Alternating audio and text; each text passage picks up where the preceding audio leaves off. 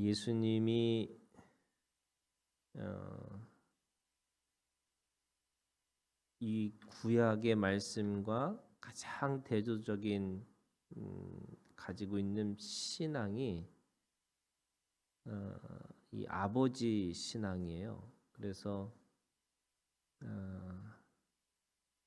구약은 하늘에 계신 하나님이신데 예수님이 오셔서 그 하나님이 아버지가 되셨다라고 이야기를 하세요. 그래서 예수님의 이 하나님을 향한 이 신앙의 본질은 그분이 하나님 아버지가 되셨다 이렇게 말씀하세요. 그래서 유대교와 기독교에 가지고 있는 최고의 구별점이 뭐냐면 그것이 아버지 신앙이라고 할 수 있어요. 구약에 그러면 아버지 신앙이 없느냐? 아버지 신앙이 있죠. 그런데 그럼에도 불구하고 그 아버지까지 못 가고 그냥 하늘에 계신 하나님 또는 하나님 나라의 백성으로서의 하나님 이렇게까지만 이해를 했어요. 그래서 그분은 창조주이고 우리는 피조물이고 또 그분은 다스리는 자고 그 다스림을 받는 자가 하나님의 나라의 백성 이렇게 생각하는 거죠. 그래서 그분과 나는 절대로 하나 될 수 없는 존재라고 얘기하시는데 예수님이 오셔서 이 5장에서 하나님의 DNA를 갖고 있는 사람들이 6장에서 그러면 그분하고 어떻게 우리가 관계할 수 있을까? 그 관계라는 것이 오늘 6장에 이 6장을 전체로 보면 기도장이고 그 기도장에 있어서 오늘 계속해서 반복되고 있는 단어가 은밀하게 이렇게 은밀하다는 거예요. 근데 그 은밀하다는 게 뭐냐? 사실은 아버지와의 관계를 얘기하고 있어요. 그러니까 이런 거죠. 우리가 사람들에게 어떤 누구와의 관계를 할 때 표면적 관계를 하는 게 아니라 이 내면적 관계를 하는 거예요. 그 내면적 관계를 어떻게 하느냐? 은밀하게 하는 거죠. 그 은밀하다는 거를 뭔가 숨기고 뭔가 사람들한테 뭔가 드러내지 않고 이게 아니고 둘만의 관계가 있다는 거예요. 이 둘만의 관계를 자꾸 사람들한테 보여주는 관계가 아니고 나와 하나님 아버지와의 관계 이렇게까지 관계를 하고 있어야 되는 거죠. 그것이 진정한 온전한 관계라고 얘기하는 겁니다. 그래서 5장은 원복의 장이고요. 6장은 그 내밀한 관계를 갖기 위한 기도장. 그래서 친밀감이라는 거고 그 원복을 가지고 하나님 아버지와의 관계를 온전히 하면 7장에 그 관계의 열매들이 맺어질 수 있다 이렇게 얘기하고 있는 거예요. 그래서 산상수훈은 이 5장, 6장, 7장에 있는 이 말씀은 내가 누구이고 내가 어떤 관계를 맺고 그래서 어떤 삶의 열매를 맺고 살 것인가 이거를 말씀하고 있는 거죠. 모세에게 주시는 이 마태복음은 예수님이 제2의 모세로 오신 거거든요. 그 제2의 모세로 오셨기 때문에 새로운 율법을 주셨어요. 그런데 그 율법은 모세에게는 그게 십계명이라고 하는 문자로 오셨지만 예수님은 은혜를 가지고 오신 거가 아니라 은혜로 오신 거예요. 그렇기 때문에 바로 그 예수님을 통해서 제2의 모세를 통해서 하나님이 위에 계셨고 하나님이 바깥에 계셨다면 이제는 하나님이 나와 함께 동등한 관계로 계시다. 이거를 말씀하고 있는 거예요. 그리고 나서 예수님이 요한복음 15장에 가면은 그래서 이제는 우리가 그 아버지와 아들의 관계에서 친구의 관계로 가셨다고 이렇게 말씀하세요. 그 친구의 관계에서 성령이 오시면 이 남편과 아내로서의 부부 관계까지, 그래서 주님이 내 안에 내가 주님 안에, 그래서 한 몸을 이루는 그 신비를 우리에게 보여주셨다 이렇게 말씀하세요. 그러니까 신앙이 하나님을 믿는 신앙에서 아버지를 믿는 신앙으로, 그리고 친구로 사귀는 신앙으로, 그리고 부부 관계까지 가는 신앙으로 이렇게 자라나기를 원하시는 거죠.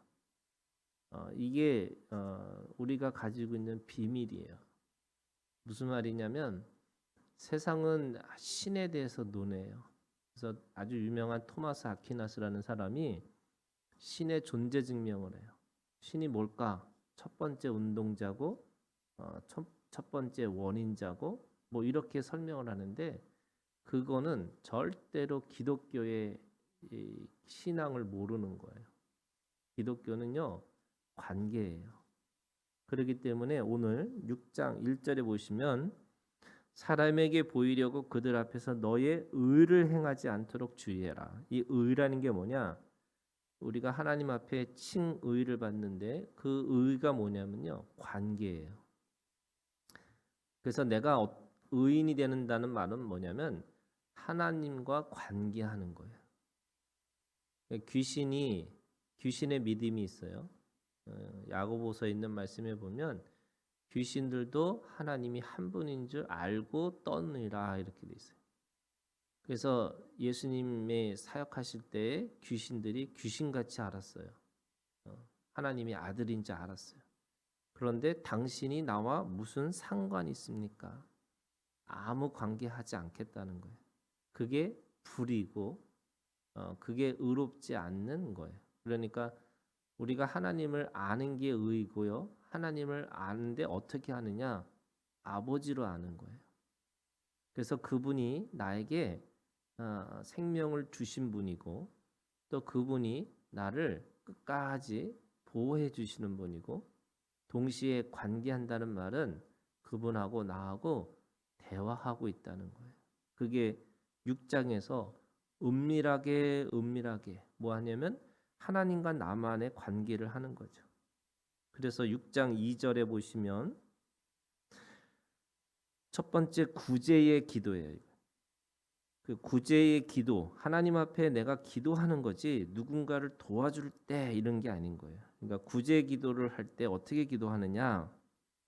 우리가 기도라는 거, 하나님과 관계, 구제를 위해서 하나님 앞에 기도할 때는 사람에게 영광을 받으려고 나팔을 불지 말라.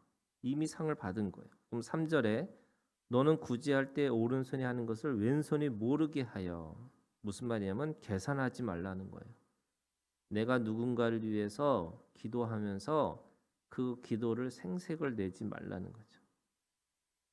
오른손이 하는 것을 왼손이 모르게 70번씩 7번 490번 용서하는 거예요. 그런데 그게 490번을 용서하라는 말이 아니고 용서하는 것 자체를 잊어버리고 살으라는 거죠. 내가 뭘 했다 이게 아니고 그렇게 하나님 앞에서 이미 하나님께서 그거를 통해서 일을 하고 계시다라는 걸 하는 거죠. 그래서 4절에 내 구제함을 은밀하게 하라. 은밀한 중에 보시는 너희 아버지께서 갚으시리라. 우리가 하나님 앞에 우리가 구제 기도, 이 기도라는 거는요, 또 눈을 감고만 하는 게 기도가 아니에요. 눈 뜨고 하는 기도가 있어요. 그 말씀을 추적하는 삶이 기도예요. 그런 의미에서 내가 하나님 아버지께 구제의 기도를 해요. 눈을 감고, 그리고 또 눈을 뜨고 그걸 누군가를 도와주는 거예요. 근데 왜 도와줘요? 이게 중요한 거예요. 내가 뭔가를 가지고 있기 때문에 도와주는 게 아니고요. 하나님의 아버지의 은혜를 경험한 사람만이, 또는 내가 누구인지를 아는 사람만이 구제할 수 있어요. 그래서 아버지와의 관계, 구제가 다른 사람을 도와주는 관계가 아니라 나와 하나님 아버지와의 관계 때문에 그 관계를 깊이 아는 사람만이 남을 도와줄 수 있는 기도, 눈 감고 기도하고 눈 뜨고 기도할 수 있어요. 5절에 이 기도는 골방의 기도를 얘기해요. 그래서 골방의 기도는 6절에 보시면 너는 기도할 때 네 골방에 들어가 문을 닫고, 이게 첫 번째 골방의 기도는요, 문을 닫는 것부터 시작하는 거예요. 그럼 문을 닫는다는 게 뭐냐? 세상의 관계로부터 끊어버리는 거죠. 왜요? 하나님과 아버지와 나와 단둘이서의 기도, 친밀감, 관계가 있어야 되는 거예요. 그래서 세상에 아무리 힘들고 어렵더라도 이 골방에서 하나님 아버지로부터 내가 너 사랑해 이 말 한마디만 듣고 나면 세상에서 살아가는 게 힘들지 않는 거죠. 왜요? 내가 들은 게 있잖아요. 하나님 아버지가 나를 향해서 사랑한다는 말이 있어요. 그런데 세상에 이 하나님 세상에 가지고 있는 소리에 내가 왜 마음을 빼앗기고 사느냐? 이 골방의 기도를 통해서 하나님 앞에 들은 것이 없기 때문에 그런 거예요. 왜 못 듣느냐? 문을 닫지 않고 문을 열고 기도하는 거예요. 하나님과 나만의 둘만의 관계 속에서 들어야 될 것이 있는데 그 소리를 듣지 못하니까 계속해서 내가 그 세상의 이 소리에 또는 세상의 상황에 내가 늘 힘들고 어렵다라고 얘기하는 거죠. 그래서 네 아버지께 기도하라. 은밀한 중에 보시는 네 아버지께서 갚으시리라. 이 갚는다는 게 뭘까? 그게 하나님 앞에 하나님께서 나에게 주시는 인생의 수고와 슬픔에 대한 갚음이 있으세요. 그래서 한 소리만 들으면 돼요. 내가 너 사랑해 이런 거. 그 소리 때문에 내가 모든 게 다 갚아지는 거죠. 내가 인생의 이 수고와 슬픔밖에 없는 인생 속에서 이 고통의 바다라고 하는 이 인생 속에서 내가 버티고 견딜 수 있는 힘은 이 골방에서 하나님과 나만의 시간 속에서 들려지시는 말씀이에요. 7절에 이방인과 같이 중언부언하지 말라. 이 중언부언이라는 게 뭐냐면요.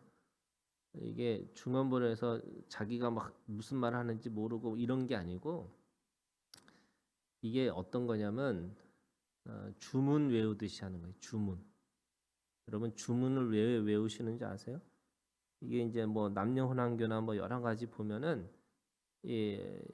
그 주문을 통해서 뭔가 기운이 있을 거라고 또는 뭔가 파동을 일으켜서 뭔가 그걸 통해서 이 신비적인 일들이 벌어질 거라고 생각하는 거예요. 그래서 어떤 거를 계속해서 반복해 가지고 외우고 그걸 통해서 뭔가 이 일이 일어날 거라고 착각하는 거죠. 근데 여러분 오늘 보니까 말을 많이 하여야 들으실 줄을 생각하니라 그러는데 많이 한다는 게 뭐냐면 계속해서 의미 없는 주문들을 외우는 거예요. 뭐 하듯이요? 이 램프에서 뭐죠? 지니가 나오듯이 뭔가를 외우면 하나님이 그렇게 일을 하실 거라고 생각해요. 근데 하나님 어떻게 일하세요? 관계하시는 거예요.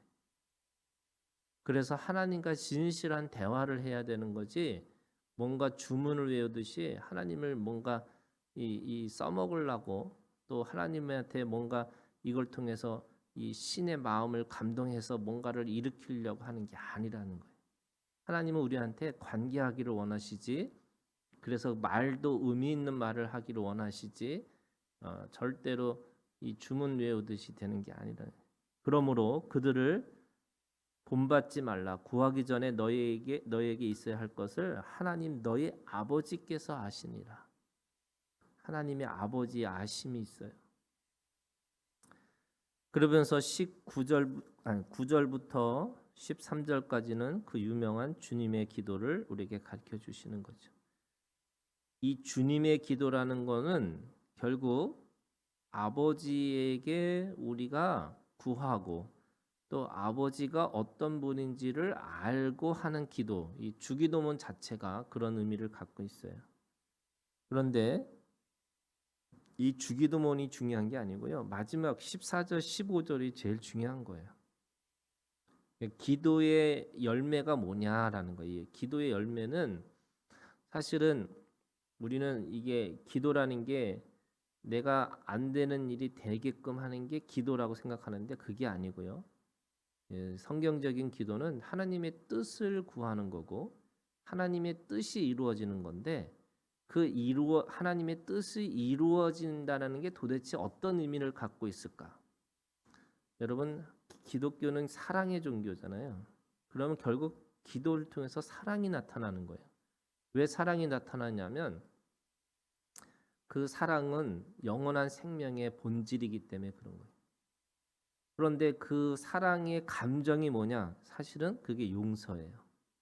그래서 14절부터 15절에 용서에 대한 얘기를 하세요.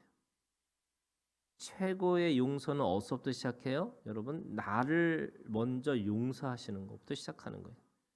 왜 완벽주의가 죄냐면 사람들은 완벽주의를 추구하면 추구할수록 하나님이 없어요. 내가 부족하고 연약하기 때문에 하나님이 필요한 거거든요. 근데 그 하나님이 어떤 하나님이에요? 나에게 아버지의 사랑을 주시는 사랑이에요. 그래서 그 아버지의 사랑을 갖고 있는 사람들에게 첫 번째 가지고 있는 이 감정이 뭐냐면 용서받은 거예요. 그래서 이 용서는요, 나로부터 시작하는 거예요.